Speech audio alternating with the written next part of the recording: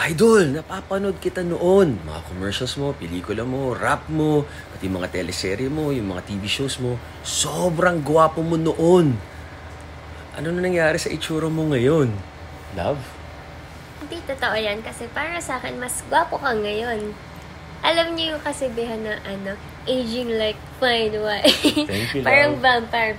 Thanks, love. Yan. Tsaka kung ako tatanungin nyo, actually, kagaya na sinabi ni Mrs., mas alam ko na paano ayusin yung itsura ko, yung angulo ko, kasi matagal ko na siyang ginagawa, mas confident na ako, mas malalim na yung acting ko. Kaya nyo lang siguro na sasabihan, kasi hindi nyo na ako napapanood sa TV.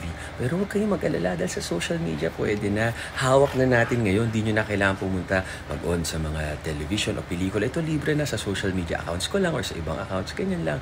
Tapos pag nakita nyo, pag tumabi ako sa ibang artista, nakikita nyo yung sinasabi ni Mrs. Diba? Pero tandaan nyo, we're not your doctors. Tama kayo, mali kami. Do